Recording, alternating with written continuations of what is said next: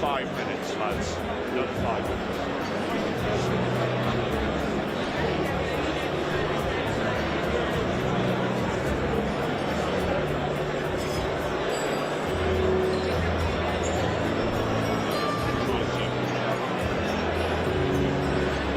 Find a better way of doing this tomorrow, and I'm not sure we'll like this. But I know, they've got to get it down.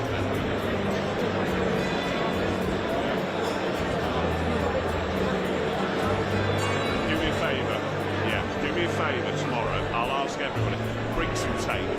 Bring some tape if you can tomorrow. Tape.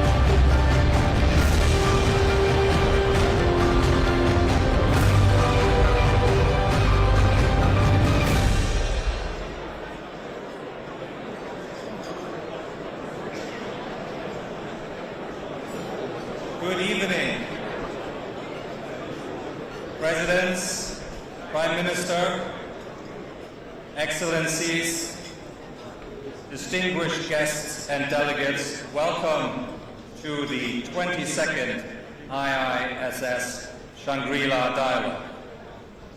The IISS is delighted that you are here in Singapore to engage in 3 days of defense diplomacy. The Shangri-La Dialogue, since it was first convened in 2002, and with the unwavering and outstanding support of the government of Singapore, for which I am very grateful, has been a platform for governments to explain and present their policies, for those policies and their differences to be discussed in an open and transparent way.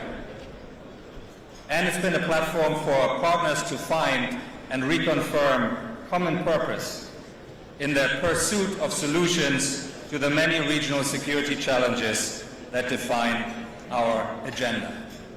In our time, the rules that govern political relations, economic exchange, and more generally, the civilized conduct among nations are under severe pressure. Narratives of great power rivalry and of multipolarity compete and often intersect. In response, some governments are attempting to hedge their engagements, some are attempting to build bridges, and others are increasing their commitments to partnerships new and old. Many are finding that engaging on their own terms with the international security environment is indeed very challenging. Connecting national ambitions to economic and military capabilities strains resources and sometimes depletes political capital fast. But understanding partners and working with partners is a prerequisite for the effective and efficient allocation of these resources. It is true that regional security contexts are increasingly linked, and yet instruments of security governance need to primarily work for the region that invests in them to be sustainable. And in this context, the IISS itself maintains a multi-region presence and identity, convening the Shangri-La Dialogue and the Manama Dialogue, the two premier security and defense summits in their respective regions, the Asia-Pacific and the Gulf. And in Europe, in light of the many threats and regional and global security issues, the IISS, headquartered in London with a very vibrant office in Berlin, has significantly grown its activities. We now convene a defense summit in Prague, which is focused on military capability and defense industrial questions, and the Global Security and Innovation Summit in Hamburg. Both contribute to the conversation in Europe on how to generate capabilities and capacity so that Europe can take responsibility for its own security. And I'm delighted that one of the people helping us do this is IISS trustee and former French Minister of the Armed Forces, Florence Ali. Florence, in her remarks as Minister at the Shangri-La Dialogue, as actually it was the case with her successor, Sébastien Lecornu, always referred and referenced France's vital Indo-Pacific dimension and presence. So it is splendid and an honor that we have here with us today Emmanuel Macron, President of the French Republic, to deliver Lecornu, always referred and referenced France's vital Indo-Pacific dimension and presence. So it is splendid and an honor that we have here with us today Emmanuel Macron, President of the French Republic, to deliver the keynote address at this opening dinner. The President, in the last few days, has completed successful visits to Indonesia and Vietnam, which have further strengthened the economic and military ties with those nations. And you will recall that under the President's leadership, France has developed and brought to life its Indo-Pacific strategy. You all know that President Macron cares deeply and thinks deeply about questions of international order and international security. And he is the first head of state of a P5 nation to address the IISS Shangri-La Dialogue, and we're delighted to have him here. Mr. President, the floor and this podium is yours.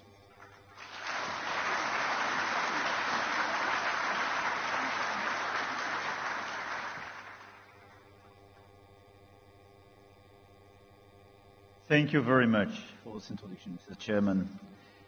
Presidents, Prime Ministers, Mr. Prime Minister, dear Lawrence, Ministers, members of parliament, ambassadors, generals, ladies and gentlemen. I want first to thank Prime Minister of Singapore for his hospitality and his commitment to the strategic partnership with France. And thank you for offering me this opportunity, and thank you to ISS for the opportunity to address a very important forum for security in Asia and beyond. And I have to say, I received the invitation for your predecessor, Lawrence, in 2018.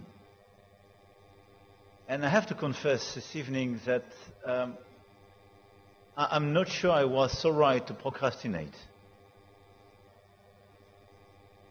Because for sure, it would have been easier to come in 2019 and deliver a speech on all these topics.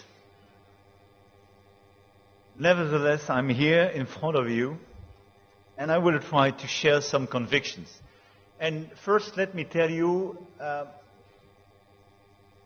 why I'm so committed to this region, and why France has something to tell. First, and it's most of the time forgotten, because France is an Indo-Pacific player. We have overseas territories in the region, from Réunion Island, Maya, to Wallis et Futuna, New Caledonia, French Polynesia, and other territories. So more than 1 million inhabitants, French inhabitants, live in this region. We have more than 8,000 soldiers permanently deployed in our bases. We established permanent bases in the region with some partners. And we deployed a lot of common exercises we strengthened during the past few years with a lot of countries. And even recently here with our aircraft carrier. And at the same time, obviously, we are a European country. And I will revert in my remarks several times about this new special relationship we have to consider between Europe and Indo-Pacific, and European Union and ASEAN. Clearly, we are living in a time of multiple crises, and it has to create new incentives to cooperate and perhaps try to invent new forms of cooperation as well. I would like first to try to explain a very important concept to me, starting this discussion, which is the fact that we have to be very careful on double standards for our action. Second, I will try to revert on the common interest in strategic autonomy we have between Europe and Asia, and I will try to share some key pillars of this new partnership between Europe and Asia. But first, allow me to start with the importance of not to accept, I would say, the double standards in the current environment. Indeed, we live in this world of multi-crisis, and the big risk is just to look at the crisis at our border and to forget our principles and to forget the fact that all these crises and these wars are interconnected. And I say that in a country, I have to say, and I want to commend you, Lawrence, and your predecessor, where, for instance, the Ukrainian war was never perceived as a European war. But from the very beginning, you took your responsibility and you were very vocal. But let's be clear, we have several risks of double standards in our current environment. Double standards in Ukraine. For a lot of countries, in Latin, Africa, Asia, here. I hear the narrative, and most of the time what is shared is a sort of equidistance between Ukraine and Russia, and the fact that this is a European conflict, and that we are clearly spending too much energy, too much time, and creating too much pain for the rest of the world with what's happening in Ukraine. Allow me to say this is a total mistake. Because if we consider that Russia could be allowed to take a part of the territory of Ukraine without any restriction, without any constraint, without any reaction of the global order, how would you phrase what could happen in Taiwan? What will you do the day something happens in Filipinos? There is no several global order by definition. If we stick to our principles, this is true in Europe and this is true elsewhere. So what is at stake in Ukraine is our common credibility to be sure that we are still able to preserve territorial integrity and sovereignty of people. No double standard. At the same time, I hear the voice in this region, as well in Africa, in Latin, the Gulf, about the double standard in Gaza, where a lot of things that the Americans and the Europeans are in fact giving a free pass to Israel. And this is a big risk. This is why we did condemn the terrorist attack from the Hamas. We work very hard with some key partners, and I want to thank them here, to release the hostages. This is the very last one. We do support all the initiatives taken for a ceasefire, and I do thank the efforts made by the United States of America, Egypt, Jordan, Qatar in that direction. But we do believe that we need a ceasefire. The emergency is for a humanitarian answer. And we do have to work very hard for recognition of a Palestinian state and a mutual recognition in order to create a strong architecture of security in the region. And I can revert, if you want, into Q&A on this aspect. But this is the only way not to leave the floor to those saying, you live with double standards. If we abandon Gaza, if we consider there is a free pass for Israel, even if we do condemn the terrorist attacks, we kill our own credibility in the rest of the world. And this is why we do reject double standard, and this is why I think it's very important in our current environment to be consistent and to follow our principles, our rules, and to consider that what is at stake is clearly the global order, and what is at stake is our credibility to protect this global order. Having said that, I think a risk of double standards is as well to abandon totally our agenda of sustainability and health. And it could surprise a lot of people when I say that in front of a lot of defense ministers and so on, but everything is intercorrelated. And by the way, we experienced quite recently the fact that the pandemic could have some security impact and change a little bit the course of the world. But this is a double standard if we, as rich country, we stop investing in sustainability, meaning climate and biodiversity and health, because this is a new nexus, because it could create new crises and new security crises, and because this is a killer for our credibility vis-à-vis the South. This is the best way to open the door for a big divide of this world.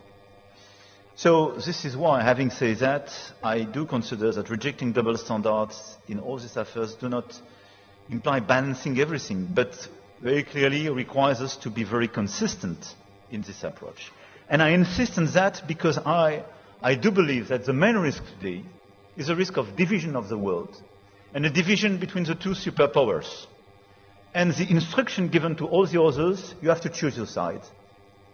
If we do so, we will kill the global order, and we will destroy, methodically, all the institutions we created after the Second World War in order to preserve peace and to have cooperation on health, on climate, on human rights, and so on. But we need them, probably much more than before. This is why I believe our key challenge is how to preserve peace and stability and prosperity in this current environment. And in a moment when the competition between China and the United States for global leadership would create constraints and a side effect for each of us, without us willing or even able to imagine handing our interests over to one or the other, how to react. And I will be clear. France is a friend and an ally of the United States. and is a friend, and we do cooperate, even if sometimes we disagree and compete with China.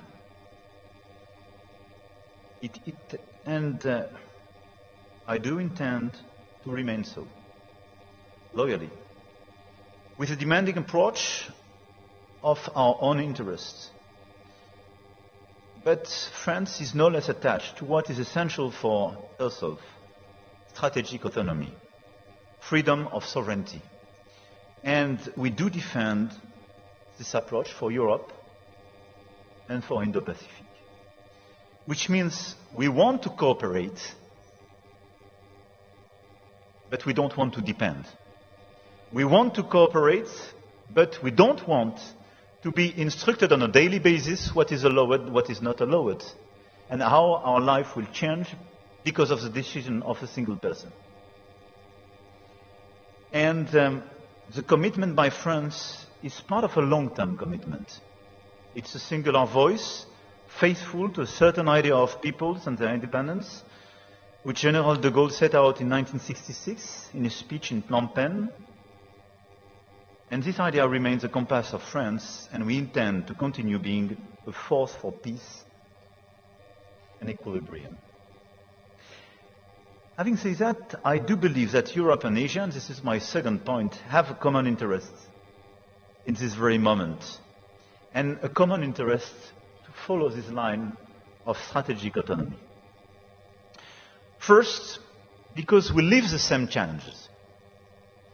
We have a challenge of revisionist countries that want to impose, under the name of spheres of influence, in reality, spheres of coercion. Countries that want to control areas from the fringe of Europe to the archipelagos in the South China Sea, at the exclusion of regional partners, oblivious to international law. Countries that want to appropriate resources, whether fishing or mineral, and crowd out others from their benefit. Countries that want to impose on free countries their foreign policy choices or prejudice their alliances. No way for these spheres of coercion. Second, we have the challenge of terror and enduring mutual grievances that remains all too present, and we saw it very recently again in the region. And it is compounded by the alarming propensity of countries to resort to force, including between heavily armed states, as we saw it as well very recently. Third, we live in a time of a potential erosion of long-time alliances, whose credibility and clout is under threat. Alliances, by the element of balance they brought, had been essential to maintain stability in Europe and Asia. And the sense that their promise might not be ironclad is ushering in a new instability. We see it every day. And the credibility of the alliances, which is to be confirmed, is a very important point for stability. Fourth, we have now a big risk of nuclear proliferation. This is why the situation in Iran is so critical. And this is why we do consider that the work which is being done by the United States of America in Iran is so critical. And this is why, especially the E3, wants to be a reliable and consistent partner in order to avoid any type of nuclear proliferation in Iran.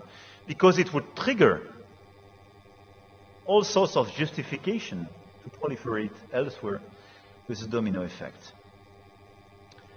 But let's be clear, the situation is very challenging as well in Europe. When Ukraine, the country that renounced nuclear weapons in 1991, is the one that Russia is repeatedly invading, how could there not be a second thought? When the DPRK is developing a massive nuclear arsenal unconstrained by China and is now entering an alliance with Russia, a nuclear weapon state, permanent member of the UN Security Council, supposed to act responsibly, how are regional countries threatened by the DPRK supposed to act? What can reasonably be on their mind when they owe their people, before anything else, their security?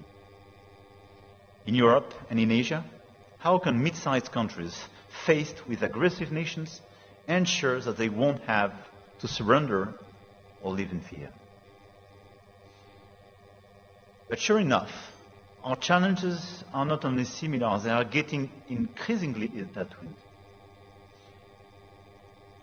They are intertwined because when you look at the situation, during the past few years, I had objected to NATO having any role in Asia, because for me, N is for North Atlantic. And because I don't believe in being enrolled in someone else's strategic rivalry. But what's happening with North Korea being present alongside with Russia on the European soil is a big question for all of us. And this is why, if China doesn't want NATO being involved in Southeast Asia or in Asia, they should prevent clearly DPRK to be engaged on the European soil.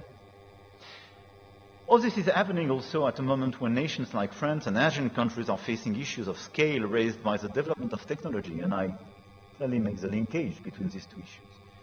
Our challenges are intertwined because we do face the same reality.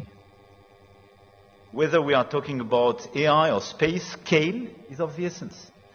And in these two critical dual-use technologies, the first to reach scale will be much more competitive and will drive out the others.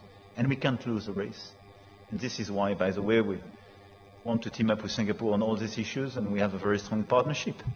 But this is how we are clearly linked together in these common challenges. Another race we cannot afford to lose is that of hybrid warfare. With cyber and disinformation, there is a clear attempt to undermine our democracies, our social cohesion, sometimes even our territorial integrity, and all this is done with underlying geopolitical aims. And clearly, this is the same here and in Europe. More generally, as we gear ourselves for future confrontations, we have to make sure that we arm ourselves with the tools of tomorrow's, not yesterday's war. And let's be clear, both ASEAN and Europe are impacted by the unpredictability of the new tariff approach and the end of a rule-based order for our trade. And this is something which will impact our prosperity, our capacity to finance our defense efforts, and something which will request much more cohesion. All these challenges I've just mentioned are the perfect illustration of the fact that we are living in a time where what we have to do is to face these challenges and to take into consideration that both the Europeans and the Asians are much more intertwined than we thought. But the question now is how to act concretely in order to deliver the strategic autonomy agenda. This is a challenge for Europe, this is a challenge for your region, and this is a common challenge. Because this is the only way to preserve freedom, prosperity, and security. Let me start by Europe first. We cannot overestimate the depth of the mental revolution brought about by Russia's aggression and the concerns about alliances. But let's be clear, I've advocated for years more independence, more sovereignty, more strategic autonomy for all Europe. Let's be clear, there was a doubt during a few years. But in March 2022, the European Union decided very clearly a strategic autonomy agenda. And we decided on defense and security, on technology, on industry, on energy, on all the different fields to reduce our dependencies and de-risk our model. It is absolutely critical in the current environment. And during the past few months, based to the work we called with the British Prime Minister, the coalitions of the willings, and the strong coordination with some leaders, with Chancellor of Germany, Prime Minister of Poland, but a whole bunch of countries of the European Union, and a lot of allies, we built this coalition of the willings regarding the Russian war in Ukraine. And the message was very clear. We will work together to the very end to provide security guarantees to the Ukrainians, to build a robust peace in this region of the world, and to reinvest on our own defense and security, because Russia will remain an existential threat for us. This is the second wake-up call after 2022. And what we will do, what we are doing, is to increase till 3.5% GDP, our defense expenditure, probably we will go further and faster. But this is the willingness of the Europeans to build their independence in terms of defense and security, which is consistent with the request and the fair request of the United States of America, which is to say, you should take more of the burden for your own security. We cannot afford anymore with all the expenditures for your security. A third of the expenses on the eastern flank of NATO is taken by the US. We need the Europeans to do much more for themselves. But at the same time, we need the Europeans to be much more independent for themselves, meaning building their own capacities and capabilities, developing their own industries, and working by choice with the US, with partners here in the region, but not depending on anybody, especially for our own security. This is our agenda.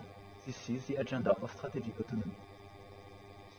In parallel, this is what we want on AI, what we want on technology, on industry. We want to increase our strategic autonomy. It will request a lot of investment, and obviously, it will request as well a much more competitive Europe. This is why, and I link this to agenda, it's an emergency to accelerate the competitiveness agenda of the European Union, because this is the only way to make the security agenda and the autonomic strategy agenda credible. Meaning we have to deepen the single market, we have to streamline our regulation, and sometimes to kill some of these regulations to be much more attractive, and we have to accelerate our capacity to build new single markets, especially in finance with capital market union, especially to fund what I'm saying with private money, to be much more efficient on energy and telco. Second, we want to build new partnerships. And it's part of the strategic autonomy. And based on the assessment that between ASEAN and Europe, we have these common challenges and these common threats. We want to work more actively on a common agenda. France presented in 2018 an Indo-Pacific strategy based on our capacity to propose a third way, which is to say, a lot of you are afraid and concerned by the respect of the liberty of sovereignty. Liberty of navigation, respect of your sovereignty, and so on. For good reasons. We do share this view. But you don't want to be confrontational with China. We do share the same approach.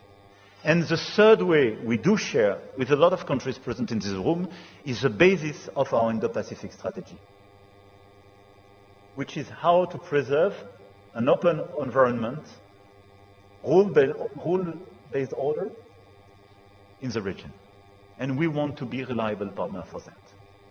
This is the core of the bilateral commitment we have with Singapore, but with a lot of countries of the region, and exactly what we did during the past few years. Common exercises, common capacities, more common programs, etc., etc.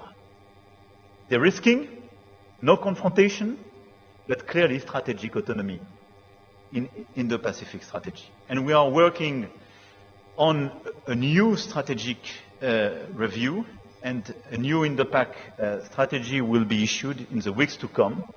And in parallel, we raised at the European scale this approach, because we issued now 4 years ago a European Union's Indo-Pacific strategy, which follows exactly the same line, and which is the best illustration of our common commitment. And very clearly, we want to go further, particularly with India, the Asian countries, and the members as well of the Trans-Pacific Partnership. And for me, this new approach is very important, and we discussed yesterday with the Prime Minister and with a lot of countries here. If we team up, we represent a third of global growth, even more in terms of trade. We have a lot of credible players. Some of them have deterrence capacities. Let's work together on this agenda of strategic autonomy. Let's work in an open way, in a genuine way. Let's engage with everybody which is available. But let's work very closely on defense, security, and all the building block of our value chains to be sure that we de-risk our model let's work to have as well trade cooperations, new trade agreements. Because if between EU and the Trans-Pacific countries, we have such an agreement, it's extremely powerful for the rest of the planet. Third, having spoken about Europe, about the alliance between Europe and this region, what to do together? New coalitions, new agreements, and how to reset a new rule-based order. 70 years ago, the Bandung Conference was for many the opportunity to express their rejection of the logic of blocks and to express their desire to find their own way. The time for non-alignment has undoubtedly passed, but the time for coalitions of action has come and requires that countries capable of acting together give themselves every means to do so. We must show consistency where others practice a double game. And this is exactly my call tonight at the CHANG dialogue. Let's build new coalition for open trade, open dialogue to de-risk our models, stable environment, and new coalitions to stabilize open and rule-based order. The rules must remain the inviolability of borders, respect for sovereignty, refusal to use force as a means of domination, and we must cultivate a spirit of independence and a desire for cooperation. And saying that, I have the feeling almost to quote the DNA and to describe the DNA of Singapore. But this is exactly what we need. With, in fact, the offer to both the US and China to join such an approach. But we cannot just remain seated and say, okay, there is no more WTO. What do we do with tariffs? Okay, we are not so sure that we have the full-fledged guarantee in the existing alliance. What do we do? We want to act. We want to preserve our stability, our peace, and our prosperity. So let's work together. Let's build a positive new alliance between Europe and Asia based on our common norms, on our common principles. Our shared responsibility is to ensure with others that our countries are not collateral victims of the imbalances linked to the choices made by the superpowers. Our response must be to relaunch our efforts to develop sustainable trade, respectful of common social and environmental standards, and step by step, the European Union is building this network of new generation agreements, and this is what we want to do with Asian countries and CPTPP. I do believe indeed that based on such an approach, we can deliver very credible and concrete results. And I really believe that based on such an approach, we can convince the others to join us, given our magnitude and our credibility. This is, for me, the content of the strategic autonomy we have to deploy now in Europe, and we have to cooperate on this basis with your region. I will just conclude now with a plea, a call for action for Europe and Asia to work together on a coalition of independence, a coalition of countries that won't be enrolled but won't be bullied, a coalition of countries that object to the double standard, a coalition of countries that will pool their strengths to ride the race of technology, uphold norms, and protect their sovereignty, a coalition of countries that will navigate the rough seas of trade and protect the global commons of nature and climate, and finally, a coalition of countries determined not to yield to the whims of the greed of others, but to chart a peaceful way, to bring balance in trouble, and to affirm negative passions can be opposed, and indeed superseded by universal values. This is our common DNA, and this is exactly, I do believe, why Singapore does exist, why your region have so many countries being independent today, and why both France and the European Union are here today. Thank you for your attention.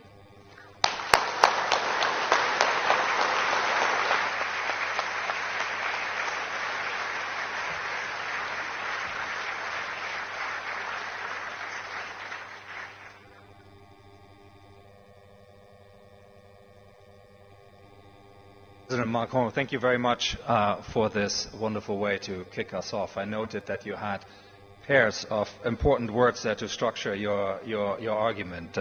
Credibility and consistency that we need to aim for, coercion and conflict that we need to avoid, coalitions and strategic autonomy as means to take on responsibility for our own security and avoid being dependent on others. That's a very rich menu, and you have very kindly agreed to take a couple of questions from the audience, and we will do that. And I see first hands already going up. We will take a few questions that the President will answer, and then eventually we will conclude and move to the dinner part. I think, is Evan Laxmana, if I can get a microphone. Yeah. From ISS Asia. There you go. Evan. Thank you, Mr. President, for the speech. My name is Evan Laxmana from the IISS. I believe that one of the premises of France's Indo-Pacific strategy is that the Euro-Atlantic and the Indo-Pacific is a single theater. And if that single theater is a two-way street, how do you see France playing a leading role and picking up from what you said earlier regarding multiple crises? Right now, in the Indo-Pacific, there is a proliferation of security crises, ongoing challenges from India, Pakistan, Thailand, Cambodia, Myanmar to the South China Sea. How does France also hope to help ASEAN build a more robust regional security response to these particular crises? After all, their ability to address these current security crises is perhaps their preconditions to achieve strategic autonomy. Thank you. You want to collect a few? Yeah. Shall we take 2 or 3, and then you take them in a group? Yes. Okay. So I think Frank Gardner. I think I see. Can we get a microphone to Frank, please? Yeah. There we go. Frank. Merci, Monsieur le Président. Frank Gardner from BBC, security correspondent. Do you see a military role for Europe in this region when it's got a full-scale war going on its own continent? I mean, Britain is sending an aircraft carrier here when it can't really afford to meet its own defense obligations in Britain. Thank you very much. And if I can get a microphone here to the front. First row here, please. Microphone. Yeah, coming. Chung-Min Lee from Korea. And then maybe we'll take those 3. Yeah. Thank you, Mr. President. I have 2 quick questions, one nuclear on Europe. You have emphasized strategic autonomy throughout your presidency. If European NATO members ask you for nuclear protection, is France willing to provide your force de frappe to your European NATO allies? Number 2, we will have a new Korean government in the next couple of days and will be in office on Wednesday. Whoever wins the election, if the new Korean government asks your government for assistance and cooperation on building a South Korean nuclear-powered submarine, will France say oui or no? Thank you. Thank you very much. Let's take those 3 as a bundle, and then we'll return and take a few more.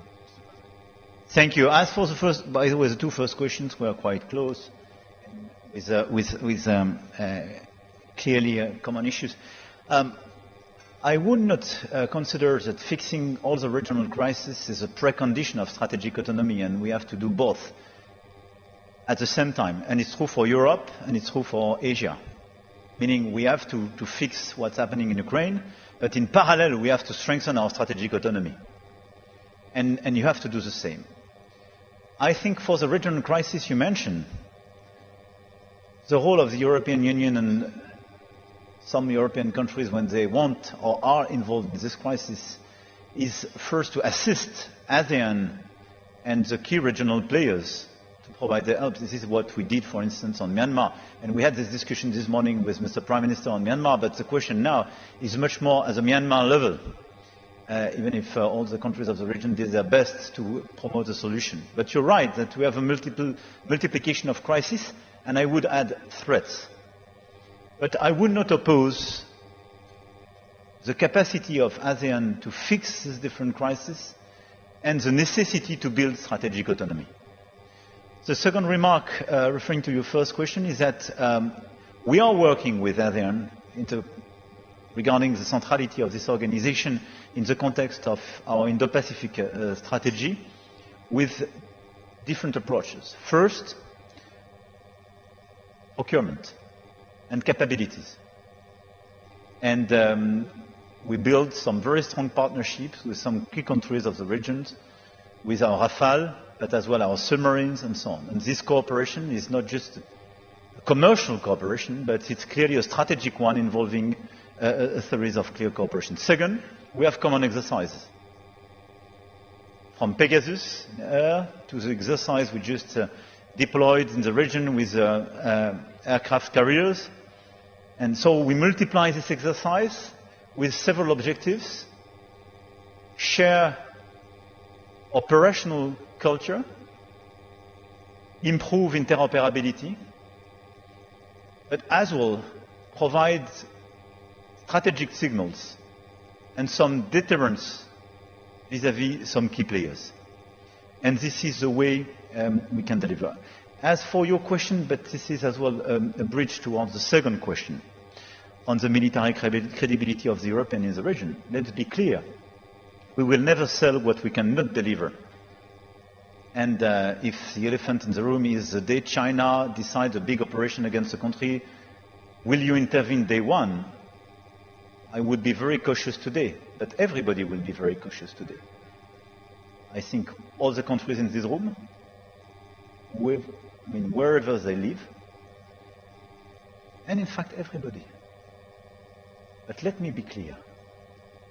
I think our role is not to be a substitute to anybody, but our role is to work for ourselves to improve our strategic autonomy, meaning our own capacity to protect our soil, but through the cooperation we have to help the Asian countries to do the same for themselves and to reduce on both sides our dependencies.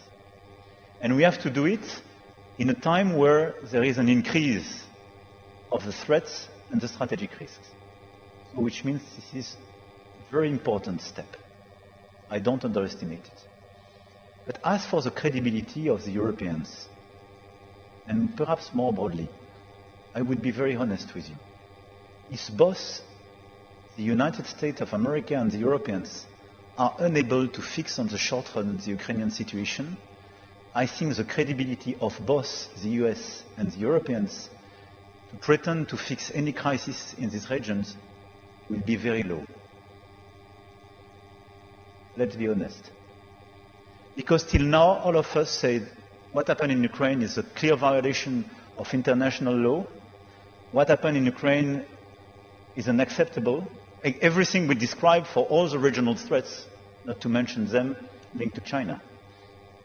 And we are ready to help, to finance, to provide capabilities, but we are till now ready to sacrifice till the very last Ukrainian soldiers. Full stop. So I think our credibility is at stake at this point, and this is why everything is intercorrelated.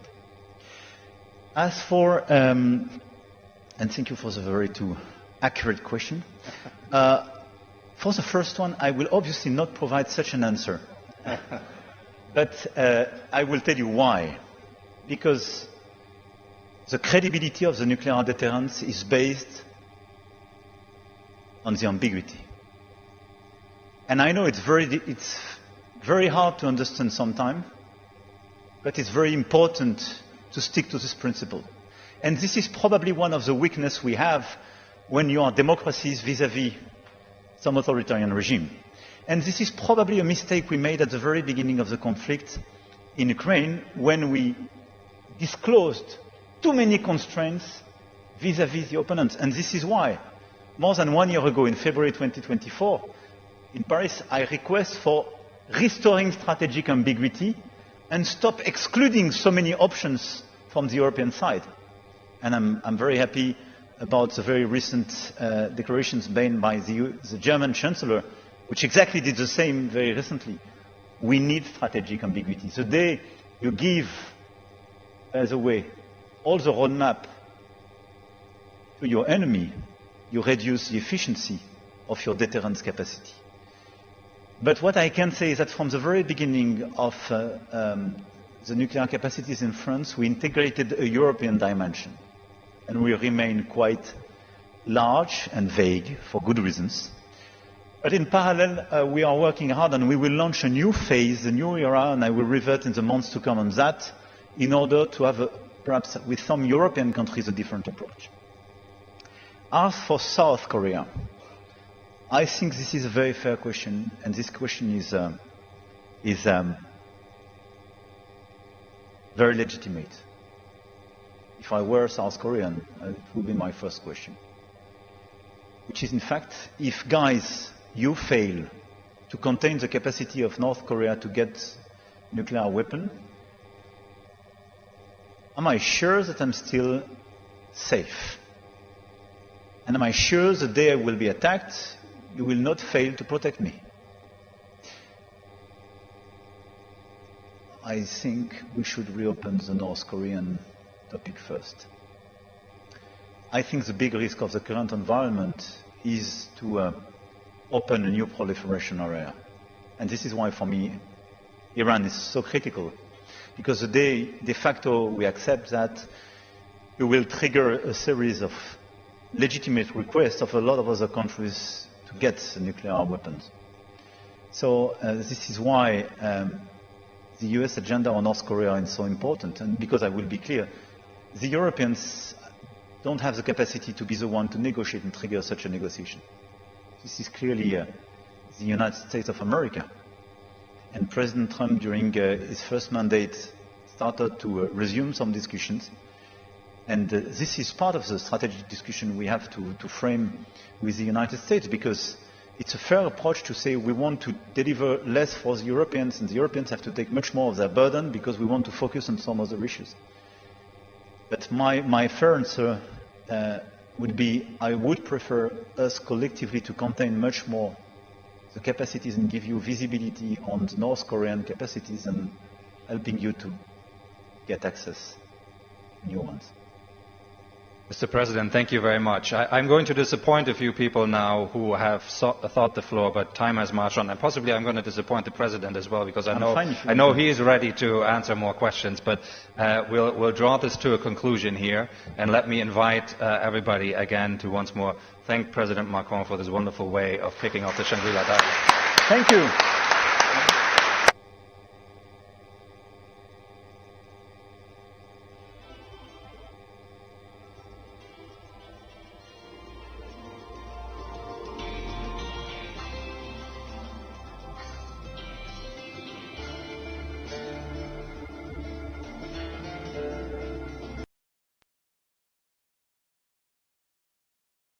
Was it just too bouncy on the Is there a reason why you went on the floor? Did you feel from the right? I'm just asking, I'm just curious. Was it too bouncy? Still shaky. Next time we put the third one on the floor. I tell you what, Sunday when it's a bit quieter, let's have a conversation about it. Because what they did, these are brand new and they're a lot firmer than last year, a lot firmer. But if they're not quite firm enough, then we've got to sort it out. No problem. It's too bouncy. 偷偷告诉大家，我最近发现了新法宝 Royal Face 逆时奇迹系列，它有活肤露、全效精华，还有精华霜。尤其我皮肤比较偏干，所以我非常的注重保湿。保湿做得好，肌肤自然烹润。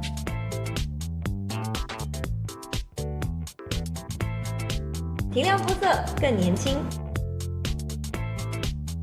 抚平皱纹超有感，而且气色变好。用心保养，每天都更美一点。